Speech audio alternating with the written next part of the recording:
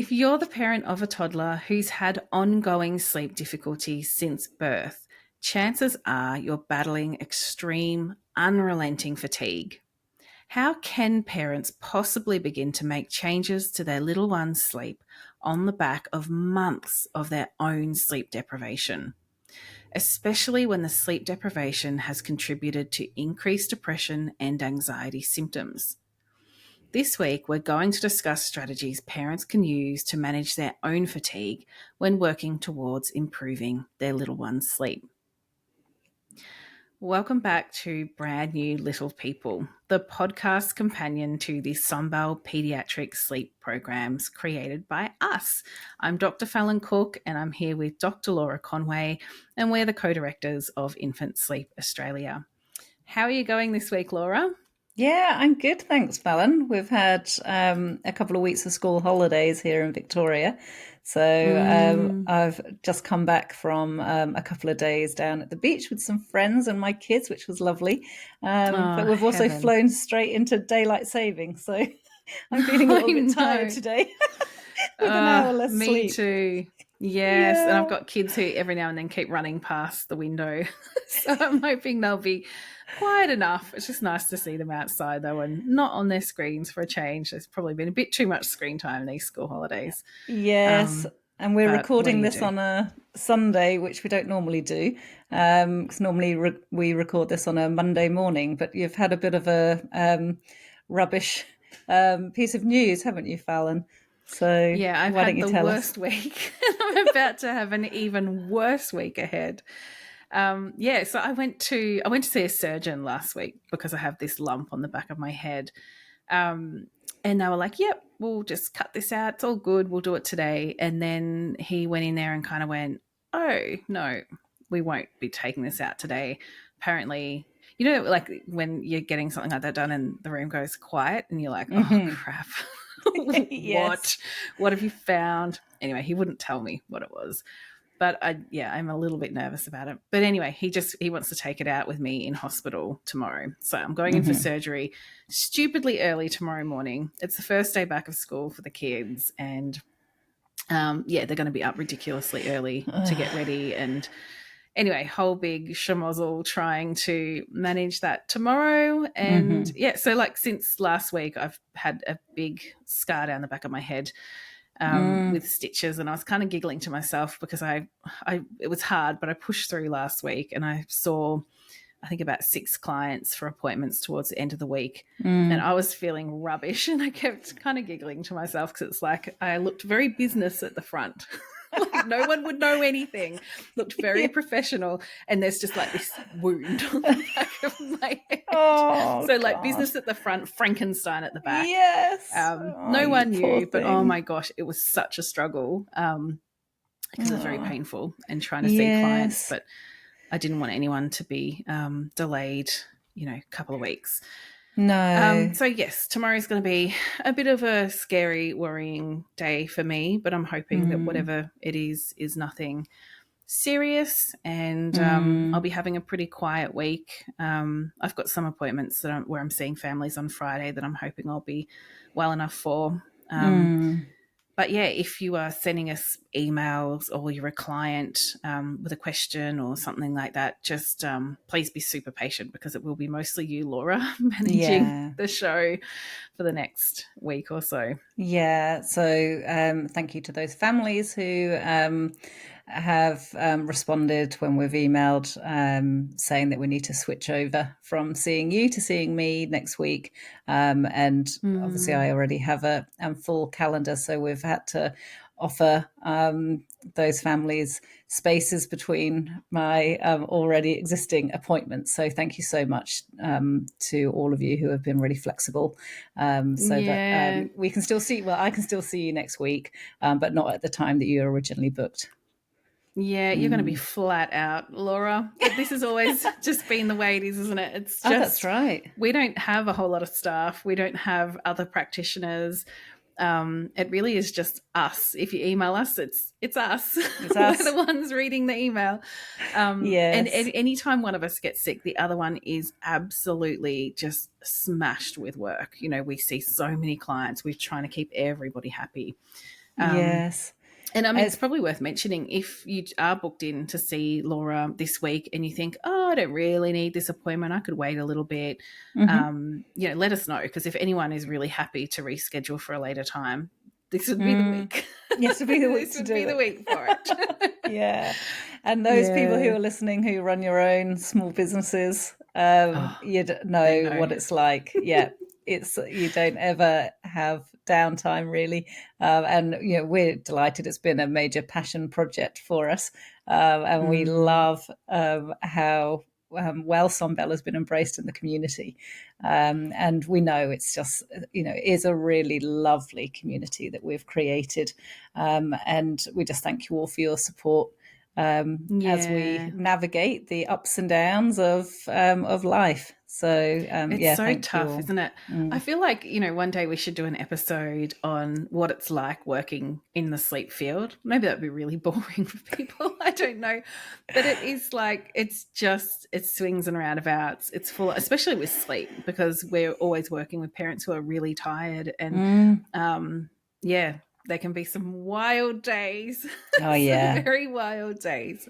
Yeah, there can. Yeah, so that's Yeah. right. We're very vulnerable, very tired clients, and also in an area that is polarizing, which we've spoken about before. So, um, And we're yeah, very vulnerable, very tired business owners as well, yeah, with our and own mums. kids. And Yeah, yeah. So yeah, it's a lot. it's a lot, but anyway, that's why we absolutely love those beautiful emails we receive Yes. from our members. Oh, we got some beautiful ones this week. Maybe we should be reading more of those out. I didn't even think of it. And I need to send some thank you emails in reply because, yeah, they keep us going. Oh my gosh, they're so good. Yeah. Well, Laura, you mentioned to me before that you had a bad night of sleep last night. And you're talking about how it's left you feeling really seedy today. Tell me Yes. about that. Yeah. Oh, it's my own fault. I overslept on some days when I was on holiday. And as I I think our often, listeners are currently throwing imaginary daggers at you right I think now. they probably They're not are. familiar with oversleeping. No. So I had just 2 nights where I slept way more than I normally would. And as I often describe when I'm working with families, is that our bodies are like a seesaw, trying to make sure that we always get the right amount of sleep. And so some days, if we don't have much sleep, we can build up a little bit of a debt, or we just get more and more tired. So then we can overcorrect and do a big long sleep. But then what can happen is on subsequent days, the sleep falls over. So that happened to me. I had a couple of days where I was like, oh, it's great. And I didn't get up at my regular time in the morning. I was like, chuck all my own advice out the window. And then I was like, oh, yeah, I really should have listened to my own advice. That set wake up time is so important. So last night I was up Yeah. for 2 or 3 hours in the night, unable to go back to sleep. And then this morning, before we started recording, Fallon, and we were just talking about what tomorrow is going to mean for you, I just found myself welling up and crying. And I wouldn't normally do that. Of course, I do care for you, but I wouldn't normally just get so teary. But I said to you as I was mopping the tears from my eyes, it's because I didn't sleep well last night. And then, Yeah. that really feeds into the question that we're going to answer this week, because, It that's does. how I felt after one terrible night. And Yeah. my emotions are much more heightened. Everything feels much worse. And my ability to regulate my emotions has fallen over today, and that's just Yes. on the back of one night. So and of course we did reflect as well that both of us have had to have children, and we've lived that relentless poor sleep when they were really little as well. It does end, and then when you have that experience of a bad night again on the back of previously good night's sleep, it's really, really hard. Yes. And you wonder how you ever got through weeks and months, excuse me, of interrupted sleep. Like Yeah. I just cannot cope if my sleep is interrupted. I'm an absolute mess. I remember when, I can't even remember which kid this was now. They all just blend into one kind of mega baby at Yes. this Yeah, they point. do. One of them, one of them had a rough time with sleep. It was probably my youngest who was the preemie, because the interrupted nights go on extra long when you've got a preemie. Mm. And I remember just like feeling like utterly just wrecked, totally exhausted. And then for whatever reason, I just had one really good night where I slept really well. And I woke up and I was like, I can see in all the colors. The birds are singing. Like, it felt incredible. And I often say to Yeah. parents, you are only one night of good sleep away from feeling completely amazing again. That's really all it Mm. is. You won't have this sleep debt where you've got to spend months kind of, catching up on lost sleep. One good night, a couple of good nights, you're going to be feeling golden. So Yes. I think keep that in mind. It's just you're only one good night away from feeling so much better. Yeah, and keep in mind Mm, that when you are sleep deprived, your mind focuses more on the negative things around you, mm, and to the exclusion of noticing and remembering the positive things that are happening. And when that old adage, go and sleep on it, it's because if you're really tired and if you're sleep mm, deprived, it's very hard to see the full picture. And actually, we mm, know from scientific studies that memory, you're more likely to remember the negative things and the positive things when you're sleep deprived, and that can be even after only a few days of sleep, mm. less sleep than you need. So when you do have that really good night's sleep after being sleep deprived, and you have that feeling, the birds are singing, everything feels a bit brighter, it's because your mind is actually able to notice the positive things which had been dampened Mm. down by that fatigue beforehand. And it's like that damp tea towel that was thrown over all the positive things is lifted, and then everything feels a bit Yes. brighter. So also have that in your mind. If you, or most of our listeners are in the trenches, if you are feeling like Mm. this is awful, it is awful, but it's compounded by the fact that the sleep deprivation stops you from seeing all of the good things as well. Yes. I think that's such a hopeful message for listeners as well. Like it really can, things can turn around really quickly. Mm, So often when we're in the throes of sleep deprivation, it just feels like it will never end and that you've somehow fallen into a pit that you're going to stay in. And I know a lot of parents will just say, what have we done? Like, what have we done having this baby? mm, Like, we had yes. this really nice life where we could do whatever the heck we wanted and sleep all the time. And now it's like, we love our babies, but it's totally reasonable to think, why did we do this? This is crazy. Yes. But yeah, it really does. It does get better. Mm, But look, I think let's dive into the question that we got sent in from Rhiannon. And mhm, I read this email from Rhiannon and I felt it in my heart. And I thought this would be a great one to really talk about in more detail on the mm, podcast for those parents that are just suffering really extreme fatigue. mm, So I'll read it out and then we'll mhm, start to do a bit of a deep dive. So Rhiannon says, I have a 13-month-old who has never slept well. I attempted your 4 to 12-month program and completed a coaching call where I received really helpful advice to investigate medical issues that were preventing my son from sleeping, which it turned out that he had. mm. In the meantime, I've been doing anything I can to get any sleep to survive, including very poor sleep whilst co-sleeping.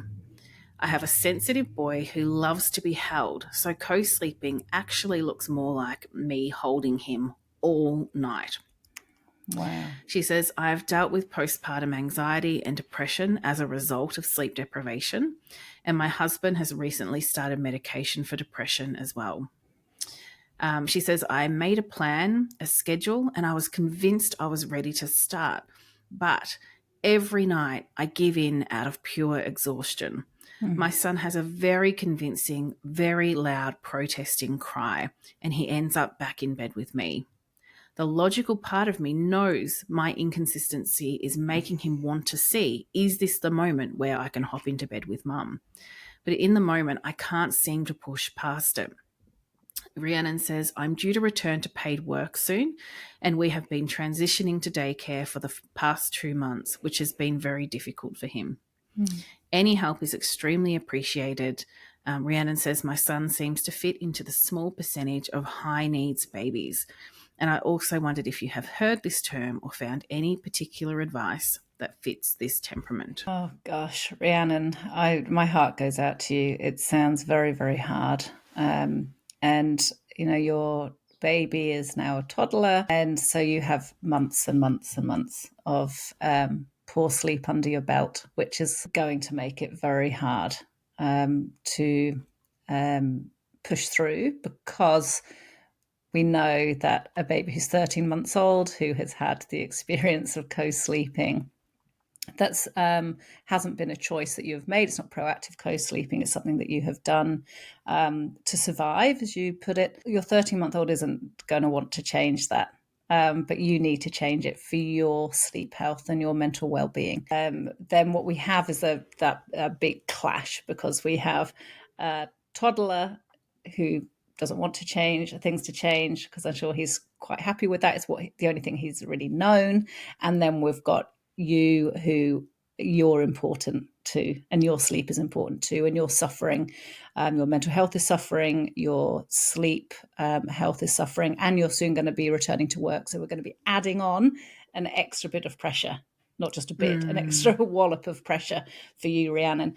And to make changes is going to be hard, but it's going to be really, really necessary, because not only do you need to be having better sleep health to improve your mental health and to help you function well in your return to work, but your 13-month-old, who is sleeping very poorly, from your description, he also needs to have better sleep health. And Yes. So it's simply, you're at a critical point now where, for everybody's well-being, it's really important to make changes for his sleep, no matter how much he will not want that to happen. It's really important, I think, for your whole family, Rhiannon. Yes. And it's these situations where I often will talk to families about how sometimes, as parents, for the sake of our child or our own well-being, we have to do really hard things. Like if your child has, maybe some problems with their physical development, they might need to go through physiotherapy every week. That is painful and really hard for them, and they cry the whole hour session because it's really difficult, hard work for their little bodies to go through. But we do it because we need them. We want them to develop well. If they've got problems with walking or feeding or something like that, we have to put that hard work in. And sometimes they really hate it, but it's just a really necessary thing. Or a lot of parents will also use the example of, I don't want to give them their vaccinations because it's so horrible when they cry and I know it's going to hurt them. But I just have to grit my teeth and bear it because their well-being is paramount. Yeah. And these situations are just really hard. If Rhiannon emailed us and said, when we co-sleep, we all sleep really, really well. But, not sure if we should still do it. I'd be thinking, well, wait until your mental health is on an even keel and you're feeling really good, and then work on moving him out of your bed. But the fact that even when co-sleeping, sleep's really interrupted, it's just a rotten combination. It is so tough. So there are practical things, though, we can think about with this. I think one of the first things, this wasn't where I was going to start this answer, but I think we will anyway, is, you talk about a high needs baby. So this term's kind of gotten popular.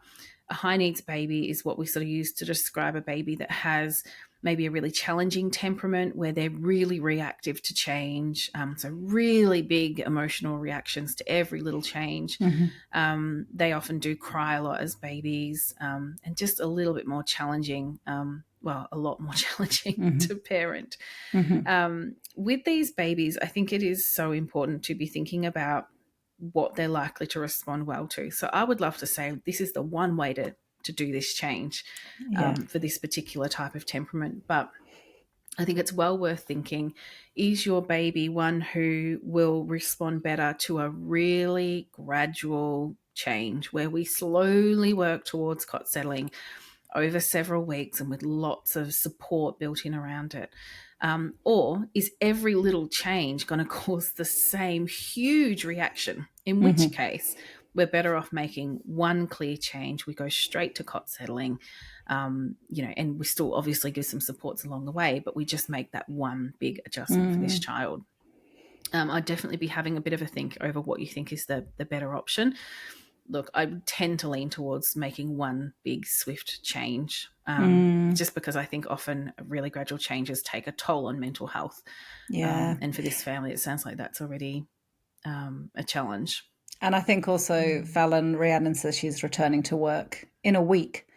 So there is that time pressure.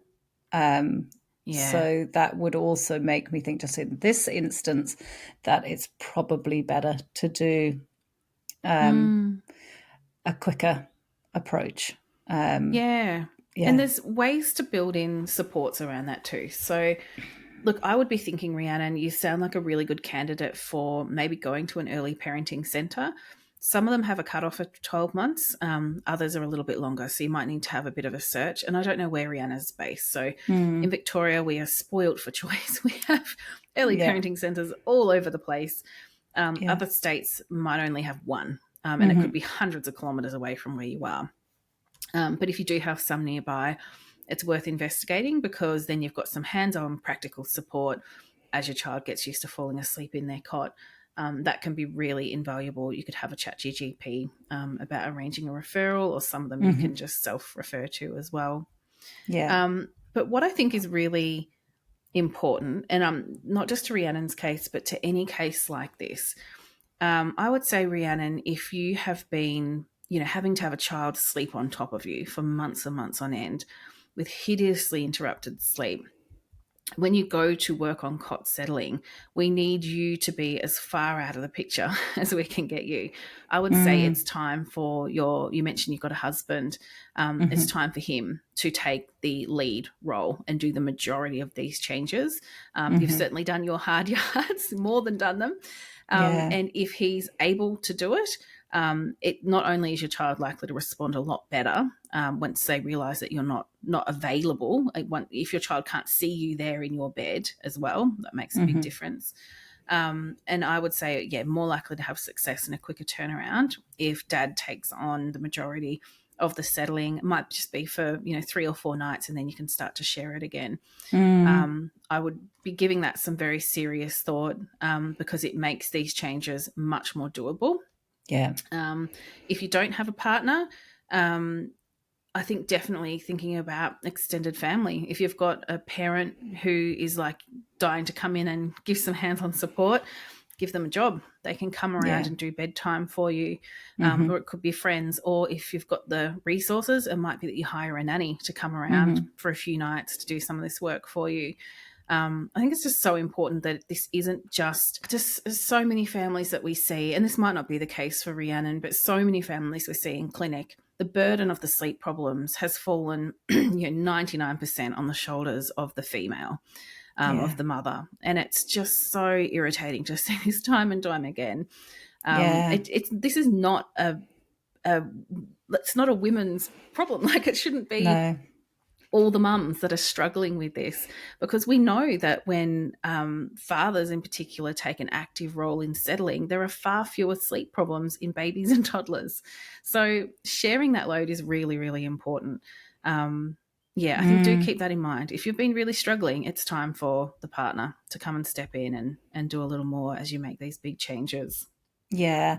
And, if your partner is doing paid work, then thinking about, if you do have a high needs baby, like Rhiannon is describing her toddler to be, then it may be worthwhile thinking about your partner taking a couple of days off work, so that you know that you're going to be able to start the new settling approach and see it through to the end.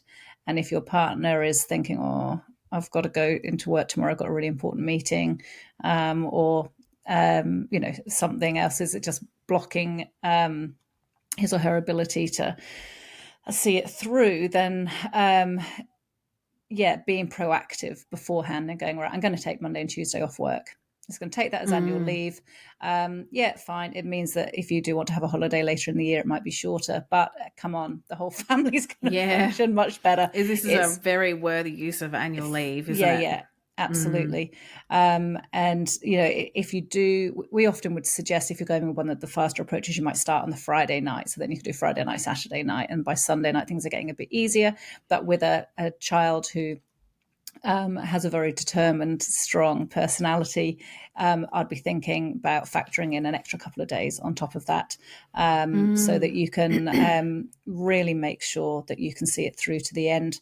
And look, there would be, Fallon, I correct me if I'm wrong, I would be very surprised if there are any jobs that are more demanding than a job where you have had to have a baby sleep on you all night for 13 months in a row. I mean, I don't believe there'd be a job harder than that. That's working 24/7. That's not having a single moment to yourself for months. I mean, no way would I cope with that. I absolutely would have lost the plot. I know that it goes so far beyond what I personally could ever manage. It's so tough. The other thing I often suggest to families, and some just look at me like I'm crazy, and others are like, yes, that's genius. I want Rhiannon to go away for the weekend. Go and, like, if you've got the resources, book a bed and breakfast down the road, go stay with your parents, go to stay at a girlfriend's house. Just have a bit of space, because so often for a toddler, when mum's not home, they kind of understand mum's not here. Once they know you're not there, often they're like, righto, Dad, how are we going to sleep? And it's just, it completely changes the landscape. And so often these kids calm down and actually do really well with cot settling and being resettled in their cot, because they know that mum just isn't there and isn't available. So if you think that's helpful, you have our permission. We can write you a letter. No, not really. But, go and do it. Because so many families I work with say, I went and, like, stayed at a hotel in the city for 2 nights. I caught up on sleep. So then, so often these mums are having those golden moments of, like, waking up after 8 hours of sleep, seeing everything in every color and hearing all the birds in the trees. Yeah. And then that means that even if settling's not going great at home and you go back home and there's still, some work to do, which there might be, you're then able to go into that work feeling like from a place of restoration, where you've had some good sleep, you're feeling calm, you've got that mental clarity. It is game changing. To just get a night or two of good sleep in. You'll have the resilience to do it. Yeah, and it will, I think, also be helpful for you to then, in the middle of the night, persist with a settling approach.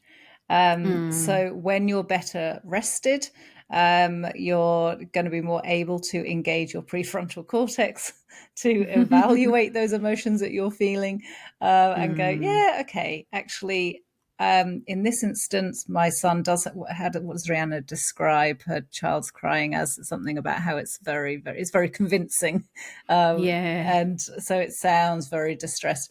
And in the middle of the night, on the back of months of sleep deprivation, it will be very hard for you to tell yourself, he's just got a big feeling, and that I'm going to help him through. It's when you can't evaluate the emotion that you are hearing and that you're feeling yourself, it's very hard to then not respond from your lizard brain, where you just go, quick, scoop him up, bring him into bed, make it stop. When you're a little bit more rested and there's a bit more clarity, you can go, do you know what? He's 13 months old. He's allowed to have really big feelings about not co-sleeping anymore. But I am also allowed to teach him that the place where he sleeps is in his bed, because that's what he needs in order to have a well-functioning mum. And having a well-functioning mum during the day is really, really important. Yes, and so important for him as well. He sleeps so interrupted at the moment, and that has flow-on effects for the daytime, for settling into childcare, for making new friends, for learning how to share, for learning language, like everything.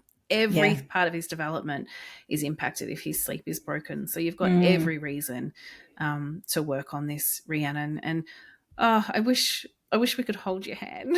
Yeah. Help. These are the times, Laura, I think one day we need to have like a team of night nurses that goes Yes. out and like actually does this with the families and gives them a hug and Yes, says, you can do this. They can be awesome. like Norton nannies, like in the UK where they have that uniform. We can have a Sunbelt uniform. And yes. they go out at night into the homes. And I love it. All right, so send your CV. That's what you'd be interested in doing. So from a practical point of view, so we've spoken about, Rhiannon, thinking about if there's any early parenting centres where you could go to do a residential stay close to you. If that's not an option for you, thinking about any friends or family that could come round and help.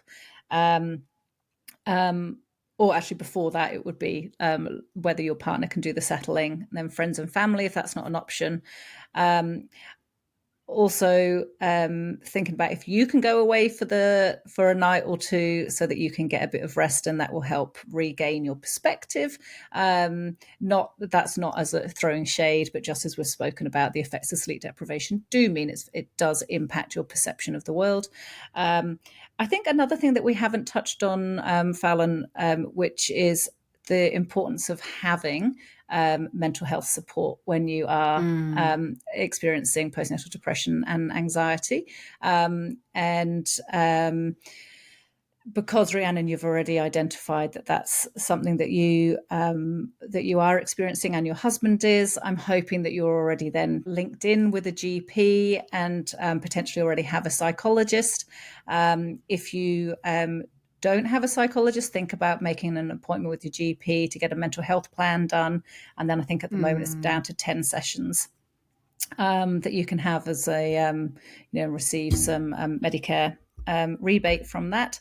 And in the heat of the moment, always remember that you can call Panda. The Panda helpline is awesome. Yeah.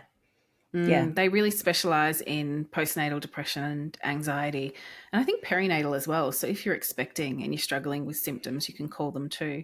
They are just lovely people on the end of the phone, ready to have a chat with you. It doesn't matter if you have no idea what you're going to say, just dial the number and they'll help you through it. Yeah. They are brilliant, and I'll put a link in the show notes for their services. Highly recommend reaching out to those. But yeah, look, good luck, Rhiannon, and let us know how you go. And I think that was a really, really good discussion that we just had, and I think we should flag this episode for parents in Sunbelt, or ones we see in clinic too, who just say, I'm so exhausted, how do I get started? Hopefully this has given a good summary and some good sort of thinking points around how you might manage to make these big changes. Yeah. All right, shall we move on to some of the other questions, Fallon? Yeah, go for it. Do you want to go with Steph? I'll go with Steph. So Steph emailed in with 3 questions. And in contrast to Rhiannon, who has a toddler, Steph has a 7-week-old. So a really little baby. Congratulations, Steph. Steph says, over the past 2 weeks, she's been practicing settling him in the bassinet, and she describes a really great daily rhythm. So well done, Steph. And Steph's questions are, we'll take them one at a time, I think, Fallon. Number 1, Steph writes, he seems to start crying as soon as he knows it's time for bed. When we turn the white noise on, swaddle him, and make the room dark. Could he have developed a negative response to the sleep associations we're trying to implement? Is there anything we can do about this? This is really, really common. It's nothing to worry about. A lot of babies, I guess they just sort of are feeling like, well, no, I want to keep doing stuff. I don't want to go to sleep. But if you're seeing all the tired signs, they're ready for it. Or if they've gotten a little too tired and they're starting to get grizzly and crying, it might be more just to do with the weird feelings that are coming through their body, the feelings of fatigue, and they're feeling, upset by that. It's not like, I don't think it's anything to worry about. I think there's just so many babies where as soon as they get wind of it being bedtime, They get really grizzly and whiny and cry quite a lot. And often this just resolves with time as they get used to that process. If you're confident that he's ready for sleep, it's fine to persist with settling. I think some parents make the mistake of going, oh, they're really upset, I'll hold them a bit longer. And then their whole sort of bedtime wind down process gets interrupted by that. Would you add anything to that, Laura? Just that he's only 7 weeks old, so I wouldn't say that he's developed a negative response to those sleep associations. Yeah. Yeah, it's very, very little. And it may be that he's learning, look, only 7 weeks old, but learning that dark room does mean time for bed. Yeah, nothing to worry about. Okay, so Steph's second question is, he fights cot settling every time we attempt it, thrashing his arms and legs around and crying. As his hands go near his face, he attempts to suck on them, and this seems to make him more distressed.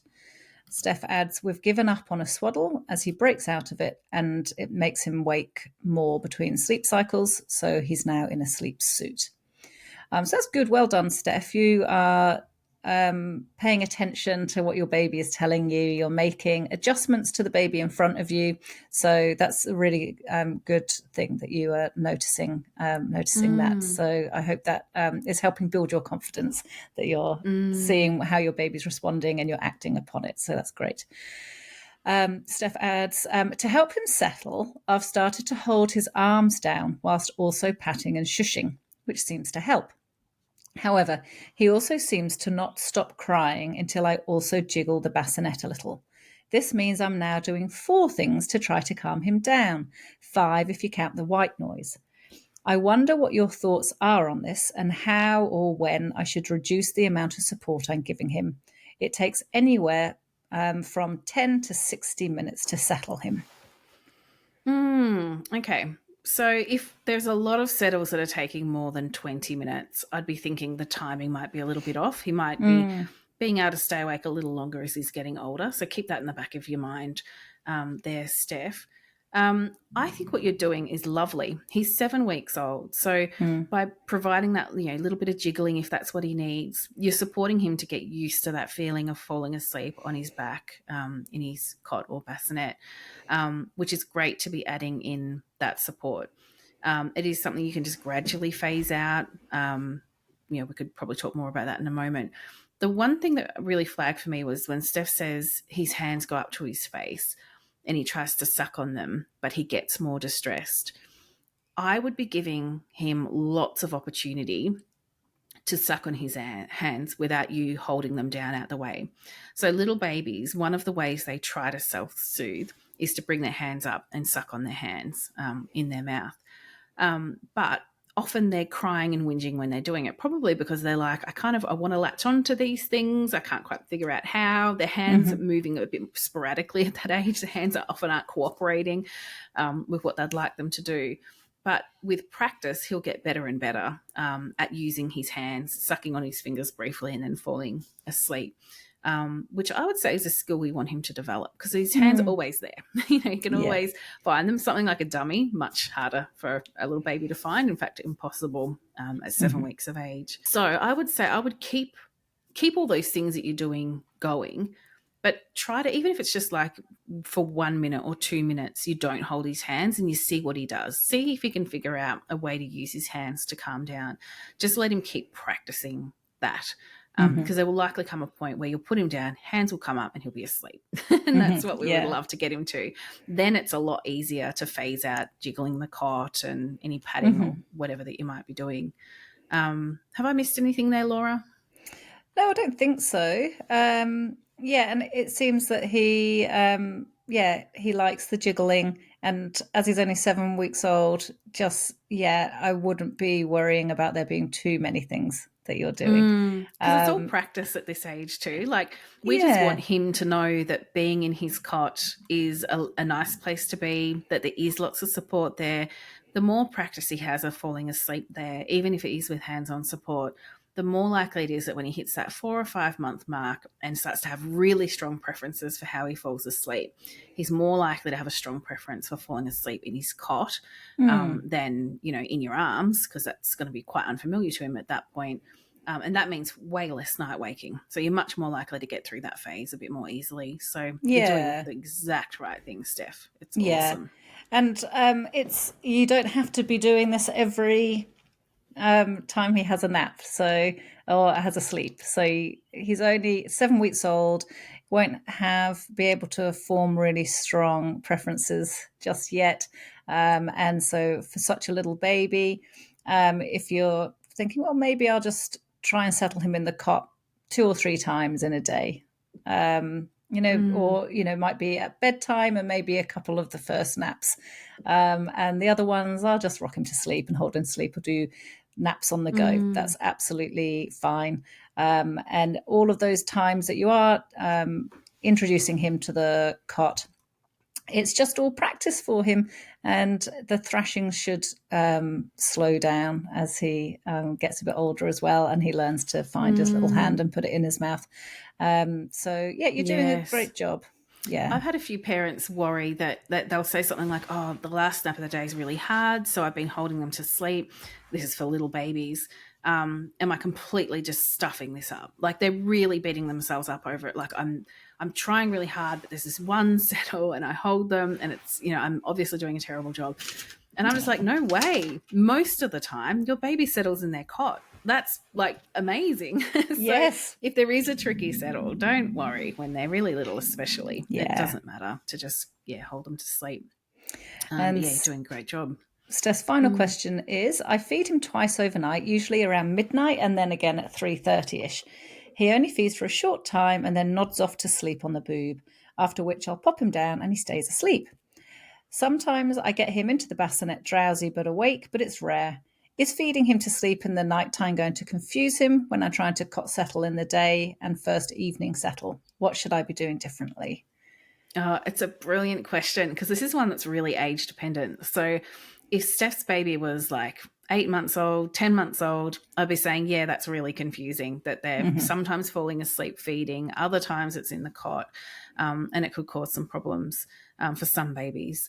But in a really little baby, in a 7-week-old, it's perfectly fine. It's not, there are some parents who just really want every settle in the cot. So that's fine too. Like, if you really want to put your baby back down, awake in the cot and have them completely fall asleep there every time, totally go for it. That's fine. But I would say at this age, it's not going to create a bad habit. It's a great way to just get a little baby back to sleep really quickly. If they're around 4 or 5 months of age, and they're waking up all the time because they fell asleep feeding, and then they come up into light sleep and you're not there, and then that's when I would start to really work on that. But at the moment, it's perfectly fine. I love that Steph is thinking about all of these things, though, because it sounds like she's really keen to get really solid foundations in place for good sleep. And you're doing it all right, Steph. It's great. Yeah. Yeah, well done. Shall I read out Hannah's question? Yeah, let's do that.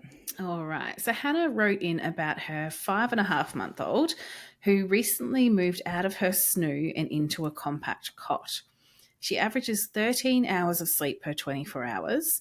And Hannah says, my previous unicorn sleeper, I love that term, who would sleep for 9 or 10 hours at night, is now waking every 40 minutes to an hour. Oh, ouch. That's tough. Hannah says she resettles quickly after the dummy is placed back in her mouth and with some head stroking. She says, we've been following the quick fade approach for day naps.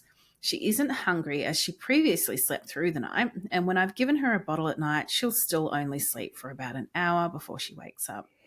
So Hannah has 3 questions, which I think we could probably go through one by one. The first is, will continuing to reinsert the dummy to settle her at night cause an issue down the track with a reliance on it to settle?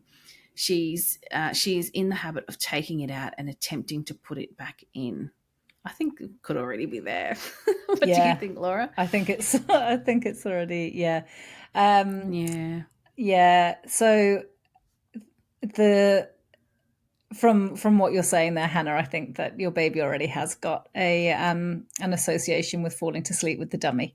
And And waking therefore, up and going, where is it? yeah, where is it? Because then it's falling out, and so you're having to reinsert it. Like at 5.5 months, she's probably another couple of months away from being able to replace the dummy herself. If you want to continue using the dummy, then there's a good likelihood that until she can replace it herself, you're going to be having to reinsert it multiple times overnight. So I would be giving some thought as to whether you do want to continue with it or not. Yes, especially given this next question. So Hannah says, with the quick fade approach, I often find I'm fighting her arms to stop her from pulling the dummy out. Once she's asleep, she'll either spit it out or I remove it. Is fighting her arms prolonging her falling asleep? And should I leave them alone and focus on patting and humming? Yeah. So I would be, I'd be thinking about maybe getting rid of the dummy at this point, just because she's, by you holding, I often find I'm fighting her arms. Yeah. What's happening, I think, is that your baby is working out what to do with her little arms as she's falling asleep. And when you're trying to stop her from moving her arms around so she doesn't knock the dummy out, she's not then having the opportunity to learn what to do with those arms, because you're in there trying to stop her from moving them so she doesn't knock the dummy out. And so there's two things. She's needing the dummy to fall asleep, but she's also learning what to do with her hands as she falls asleep. And that's also one of the things that we do learn as we get older, is how to hold our bodies in order to fall asleep. So she's learning that she needs the dummy to fall asleep, and she's trying to learn what to do with her hands. And the two things are just at odds. And so often at this age they've got the dummy in, but their instinct is still to bring their hands to their mouth, and so they bring their hands up, but then of course they knock the dummy out, so they're just very uncoordinated at 5.5 months old. I would say do one of two things: either just ditch the dummy altogether, you'll have a few tricky settles, stick to that quick fade approach. After a few days she should have forgotten all about it. Or if you'd rather keep the dummy, using that quick fade approach, it could be that you put the dummy in, don't hold her arms down, but doing your patting and your humming, and you only put the dummy back in for her maybe every 2 minutes or every 3 minutes. Sometimes, not often, but sometimes at this age, excuse me, they learn that if I knock my dummy out, it sucks, because I'm like, then I don't have my dummy and I kind of wanted no pun it. intended. And no, not intended at all. Not that with it today to, think up such good jokes. But by only putting the dummy back in every few minutes, sometimes they go, oh, okay, it's not very nice to lose the dummy. I've got to wait for it to come back again. And then they start to try a little harder to keep it in. Look, you could try it. It's probably just going to be really tough though. I'm leaning towards maybe in this case getting rid of it is a better option. But have a bit of a think, Hannah. You know your baby best. You'll know which road's the better one to go down. Yeah, I like that though, Fallon, that your suggestion, because then what we're doing is giving Hannah will be giving her baby the opportunity to learn what to do with her arms as well. So if you're just patting her, she's flailing her arms around, she does knock the dummy out, then what we might start to find out, Hannah, is that your baby actually quite likes then putting her hands in her mouth, and she prefers that over the dummy. And then she's so calming often the case, isn't as you're it? patting her. Yes. Yeah, they ditch the dummy and then suddenly like, oh my God, my fingers are awesome. Yeah. I want these and only these from now on.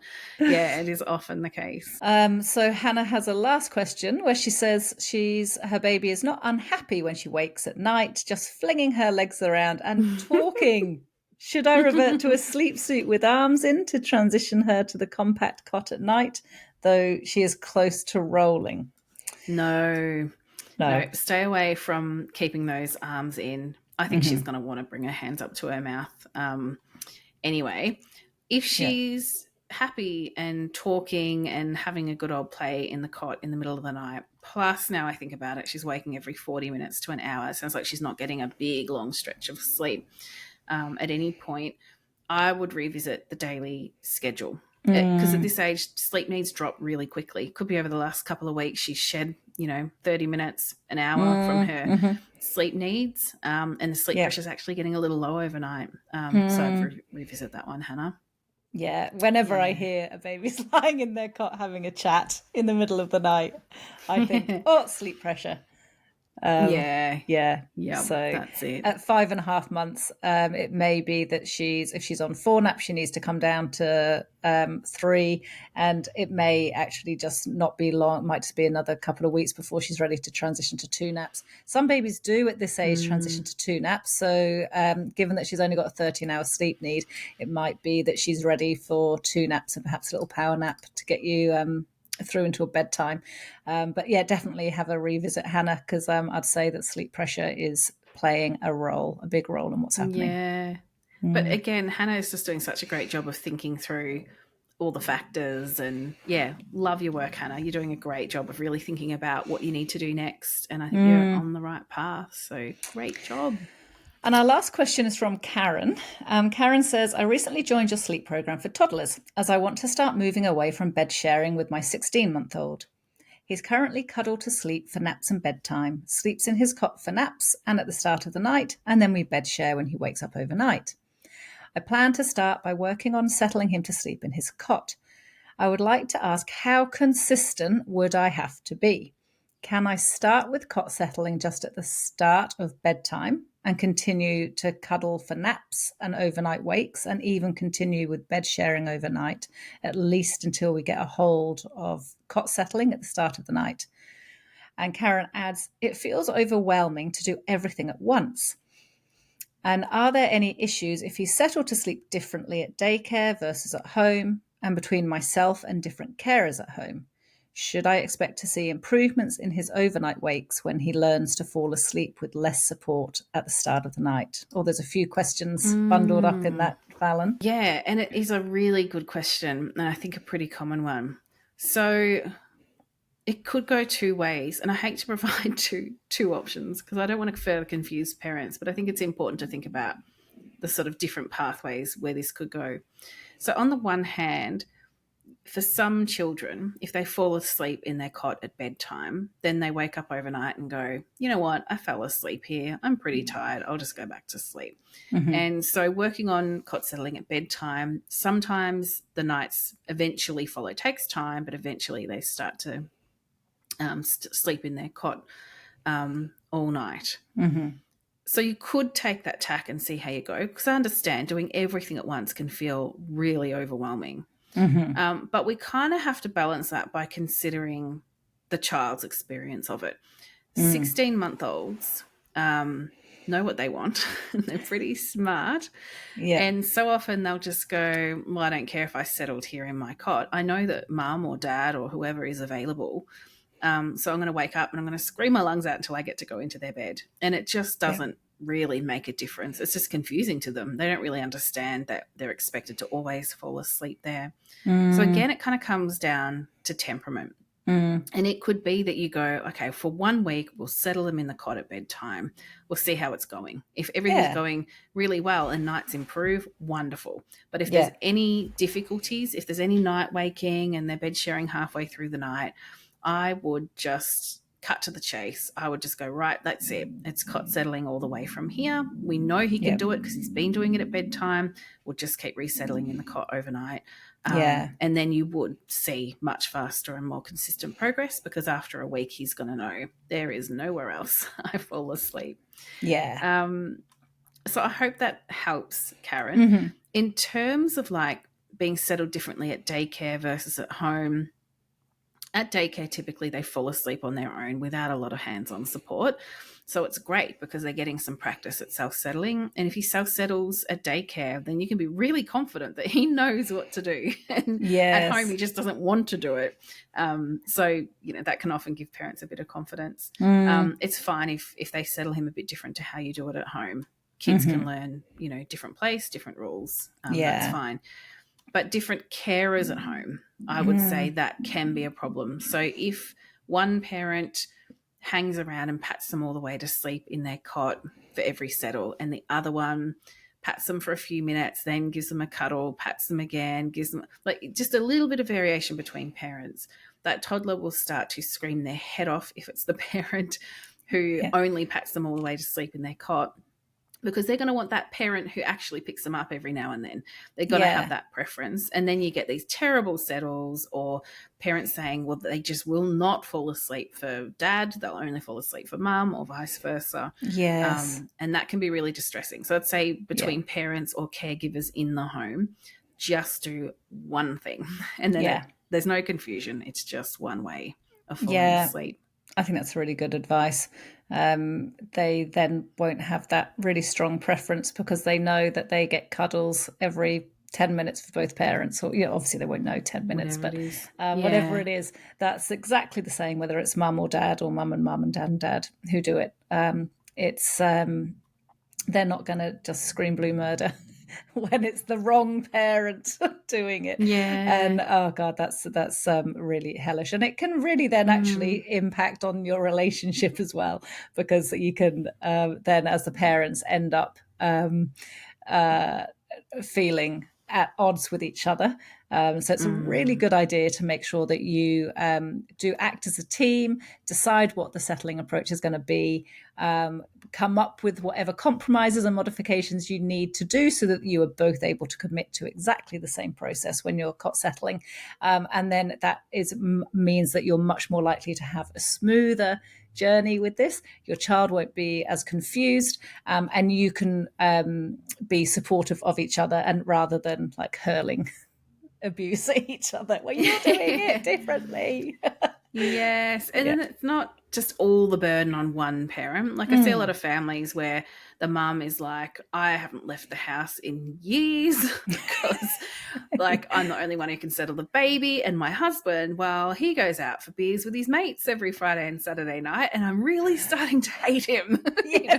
We don't want to end up like that. We both of you do the same thing. One thing I'll throw in here though is that often families will say, oh, sometimes they go to a grandparent's house for care, and the grandparents, do all these weird and wonderful things to settle them for sleep. Does that matter? Doesn't matter. It's a different place, different rules, unlikely to matter. But if the grandparents come to your house to help, then I would be insisting that they do something similar to what you're doing. So they know when I'm at home, this is just how I fall asleep. Yeah. Excellent. Gosh, I love these questions this week. They have been absolutely fantastic. Yeah, they have. God, what amazing parents. I'm just constantly amazed by the parents that we get to work with who are thinking about all these things, who are so dedicated to making sure their child has the best well-being that they can have, and recognizing that sleep is a really important component of that. You should all be so proud of yourselves. I just absolutely love it. Yeah, definitely. So to end this week's show, I wanted to flag that we're running a really cool big competition at the moment. We've partnered with Susu Koshi and Chero Baby to do a really big giveaway. It's worth over $950. It takes like 10 seconds to enter. And you end up with like vouchers for their stores, and they sell beautiful, beautiful things. Like you may as well just enter because it's pretty cool. If you've recently bought Sunbell and you enter that competition and you win, then you will just win back the purchase price of the program that you signed up for most recently. So even if you're a member and you just think, hell yeah, I'd like those vouchers, go and enter it. And if you win too, you also get a coaching call included as well. So I'll pop a link in the show notes actually for that competition to make it super easy to enter. So get in on that one.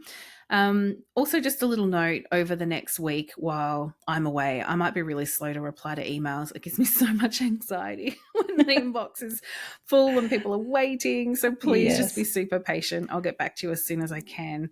And same goes for Laura as well. We're going to be totally under the pump over the next week or so.